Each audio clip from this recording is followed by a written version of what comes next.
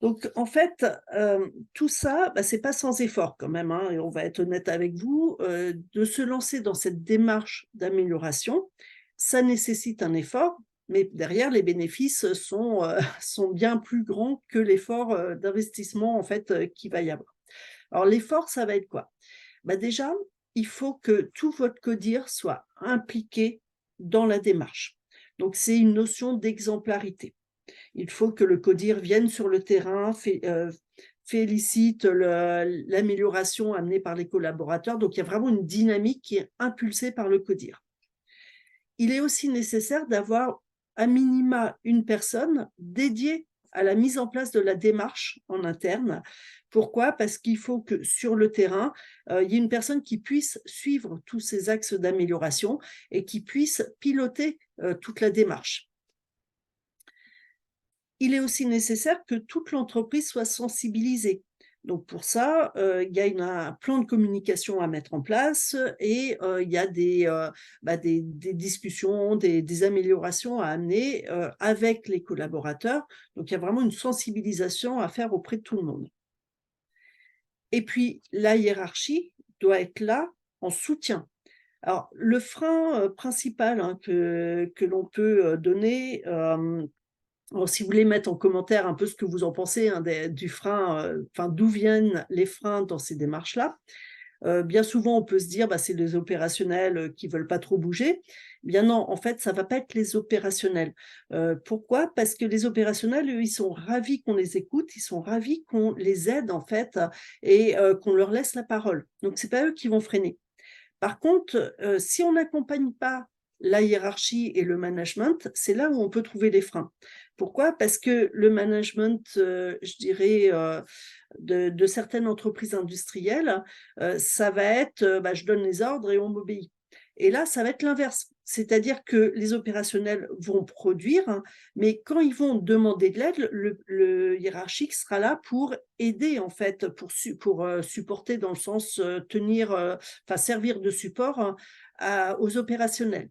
Donc c'est un rôle qui s'inverse, hein, et donc il faut bien accompagner aussi la hiérarchie pour qu'il y ait pas un blocage et des freins de ce côté-là.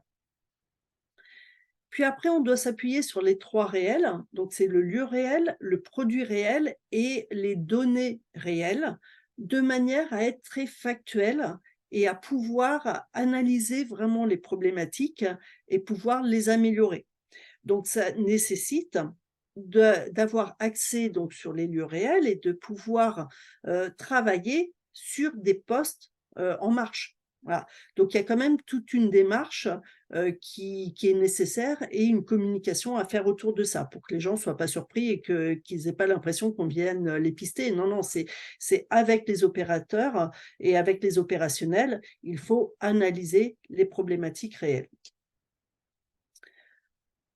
Tout ça, ça nécessite du temps, à allouer à l'amélioration continue, et donc tous ces efforts-là, finalement, ça vous permet, d'aboutir à des améliorations.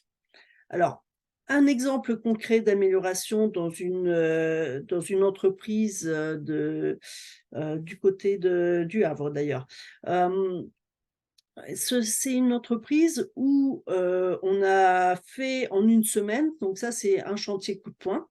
En une semaine, on a revu le process, on a établi un nouveau flux physique, on a établi un flux d'informations, on a fait du 5S, on a fait du management visuel et on a mis tout ça en place en collaboration avec la hiérarchie. C'est-à-dire que le directeur, qu'on voit de dos ici, le directeur donc est participé au déménagement, au nettoyage, on a mis, en place du management visuel, du marquage et tout ça et donc au bout d'une semaine, la capacité de production était doublée.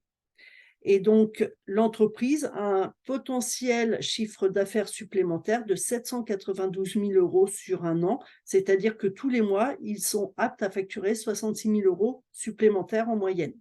Bon, bien sûr, il faut que les commerciaux soient derrière pour vendre les produits. Là, c'est le cas de l'entreprise puisqu'elle est en plein essor, donc c'était plutôt «facile» entre guillemets d'avoir des parts de marché, c'était la production qui traînait un peu. Donc cet exemple-là, ça vous montre que finalement, en une semaine, en ayant bien préparé en amont, on peut, facilement avoir des gains tout de suite derrière, quoi. Les résultats visibles, ça va être d'un côté, l'esprit du progrès continu. Donc on va savoir pourquoi on agit, on va aller jusqu'au bout de l'action, on va éliminer les problèmes et on va prendre des décisions appropriées et durables. Mais on va aussi développer les personnes, et on va les aider à comprendre le sens de leur action, à travailler en équipe pour les biens de l'entreprise, donc à générer aussi, une dynamique, hein, puisque ça va être les groupes qui vont améliorer les choses et qui vont être, reconnus pour cela et on va accroître leurs compétences au fur et à mesure. Donc je vous rappelle, hein, si toutes ces démarches-là vous intéressent, que vous pouvez prendre rendez-vous, hein, à la fin de ce webinaire.